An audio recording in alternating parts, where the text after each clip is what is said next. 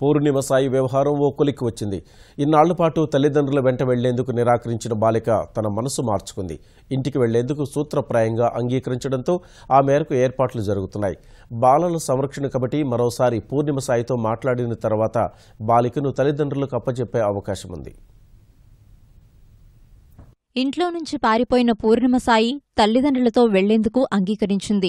మొదట తల్లిదండ్రుల మొహం చూడడానికే ఇష్టపడని పూర్ణిమ బుధవారం సాయంత్రం గంటకు పైగా వారితో మాట్లాడింది. ఎట్టకేలకు ఇంటికి వెళ్తానని ప్రభుత్వ బాలికల సదనమధికారులకు తెలిపింది. దీంతో గత 2 రోజులుగా నెలకొన్న ఉత్కంఠకు తెరపడింది. మధ్యాహ్నం 1 గంట ప్రాంతంలో బాలికల సదనానికి చేరుకున్న పూర్ణిమ తల్లిదండ్రులు చిన్నమ్మ, చిన్నాన్నలు అధికారుల అనుమతితో లోపలికి వెళ్లారు. మొదట పాపతో చిన్నమ్మ, చిన్నాన్న మాట్లాడారు. ఇంటికి రావాలని పూర్ణిమకు నచ్చచెప్పడంతో సానుకూలంగా స్పందించింది. 3 గంటల తర్వాత అమ్మానాన్నలు పూర్ణిమను కలిశారు. ఇద్దరితోనూ పూర్ణిమ ఆప్యాయంగా మాట్లాడింది.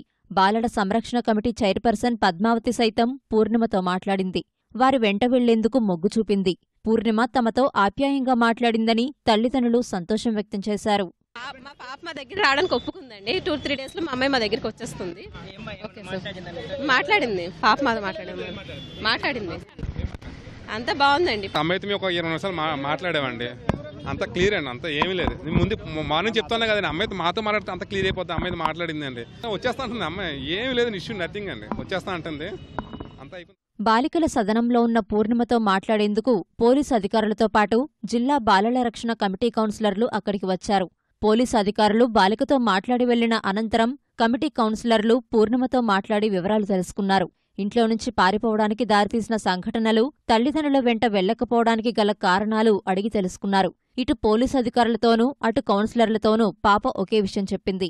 తనకు బాబా కలలోకి వచ్చాడని, తల్లిదండ్రులు తన మొహం చూస్తే వారికి ప్రాణహాని ఉంటుందనే భయంతోనే ఇంటికి వెళ్లనని చెప్పింది. దీంతో కమిటీ కౌన్సిలర్లు అలాంటి వాటిని నమ్మొద్దని పూర్ణిమకు నచ్చజెప్పారు.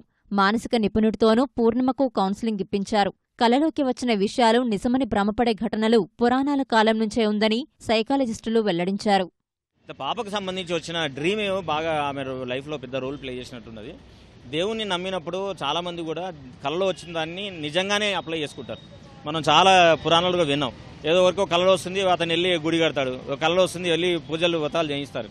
కాబట్టి పిల్లలకు మనం నేర్పించాల్సింది ఏంటంటే కళలు మన జీవితం నిజ జీవితంలో ప్రభావం చూపించేవు, అవి వాటిని పట్టుకొని మనం జీవితాన్ని నడిపించాల్సిన అవసరం లేదు అని ఒక శాస్త్రీయ దృక్పథం కనుక నడిపిస్తే డెఫినెట్గా పిల్లలు దాని నుంచి బయటకు వచ్చి మధ్య మామూలుగా జీవించడానికి అవకాశం ఉంటుంది.